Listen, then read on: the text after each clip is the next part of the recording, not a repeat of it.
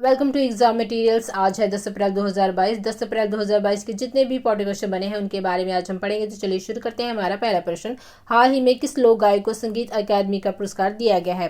तो वह दिया गया है मालिनी अवस्थी को, यानी ऑप्शन नंबर सी हमारा सही हो जाएगा।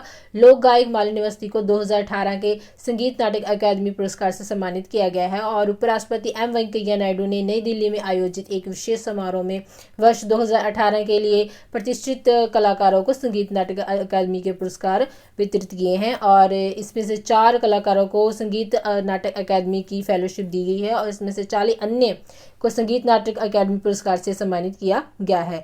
ललित कला अकादमी पुरस्कार 23 प्रसिद्ध कलाकारों को भी इसमें दिए गए हैं। हमारा अगला प्रश्न है, डीआरडीओ ने सॉलिड फ्यूल डक्ट्रेड रैमजेट का सफल परीक्षण किया है और इस तकनीक की रेंज कितनी है? तो इसकी रेंज है 350 किलोमीटर, यानी ऑप्शन नंबर ए हमारा सही हो जाएगा। डीआरडीओ ने यानी defence research and development organisation ने हाल ही में ओडिशा के तट पर एकीकृत परीक्षण रेंज यानी आईटीआर चांदीपुर में सॉलिड फ्यूल डक्ट्रेड रैमजेट यानी एसएफडीआर बूस्टर का सफलतापूर्ण परीक्षण किया है। इस परीक्षण ने सभी मिशन उद्देश्यों को पूरा किया है और एसएफडीआर आधारित इस मिसाइल को सुपरसोनिक गति से बहुत दूरी पर हवाई खतरों को रोकने में सक्षम बनाया गया है और इसकी जो 350 किलोमीटर की सबसे ज़्यादा उच्चतम अनुमानित सीमा है, यानी रेंज है। अगले प्रश्न की ओर बढ़ चलते हैं। तो हमारा अगला प्रश्न है, केंद्रीय मंत्रिमंडल ने अटल इनोवेशन मिशन यानी कि AIM समय अवधि को कब तक के लिए बढ़ा दिया है? तो ये बढ़ा दिया गया है मार्च 2023 के लिए, यानी ऑप्शन नंबर बी हमारा सही हो जाएगा। प्रधानमंत्री नरेंद्र मोदी की अध्यक्षता में केंद्रीय मंत्रिमंडल ने मार्च 2023 तक एक और अवधि के लिए अटल इनोवेशन मिशन यानी कि ATM को जारी रखने की मंजूरी देगी है और 2022-23 के लिए 2000 करोड़ रुपए से अधिक का कुल बजट इसमें आवंटित किया गया है। हमारा अगला प्रश्न है, अप्रैल 2022 में संयुक्त राष्ट्र सभा द्वारा किस देश को मानवाधिकार परिषद से निलंबित कर दिया गया है? तो निलंबित किया गया है रूस को, यानी ऑप्शन नंबर बी हमारा सही हो जाएगा। संयुक्त राष्ट्र महासभा ने विश्व निकाय के प्रमुख मानवाधिकार संगठन ने रूस को निलंबित करने के प्रस्ताव को मंजूरी दी गई है क्योंकि इसने यूक्रेन पर अभी हमला किया था, इस वजह से। अमेरिका द्वारा शुरू किए गए प्रस्ताव के पक्ष में इसमें से 93 वोट मिले और जबकि 24 देशों ने वोट नहीं दिया। भारत सहित 58 देशों ने इसमें भाग ही नहीं लिया, मतलब कि ना उन्होंने इसमें हाँ में जवाब दिया और ना ही इसमें ना में जवाब दिए हैं।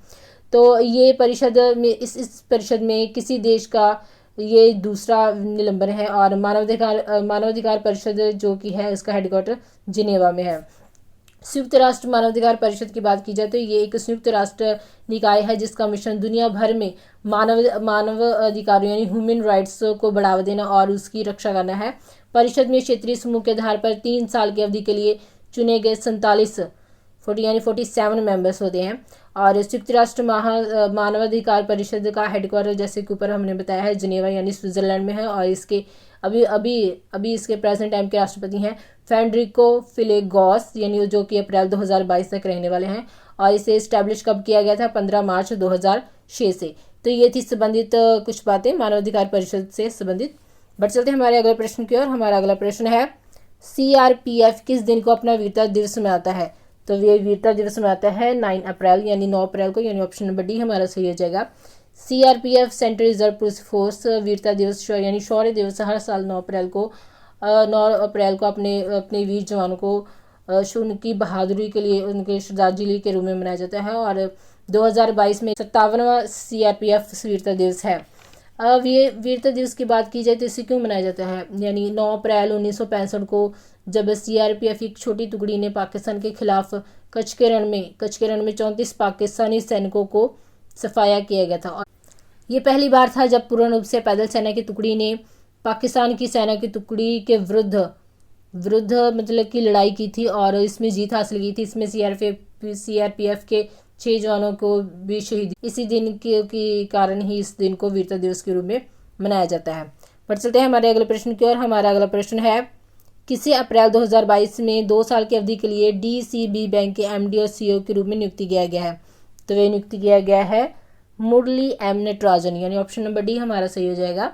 RBI ने मुरली M नटराजन को DCB बैंक के MD और CEO के रूप में 2 साल की अवधि के लिए बढ़ा दिया गया है, यानी 29 अप्रैल से 2022 से लेकर 28 अप्रैल 2024 तक फिर से नियुक्त करने की मंजूरी दे दी है, क्योंकि ये प्रेजेंट टाइम के भी सीईओ थे और ये नटराजन अप्रैल 2022 से ही बैंक के एमडी और सीईओ रह चुके हैं और 2024 से वह बैंक के शीर्ष पर 15 साल पूरे करेंगे और आरबीआई बैंक के मुख्य कार्यकारी अधिकारियों को 15 साल तक के लिए सीमित कर दिया है।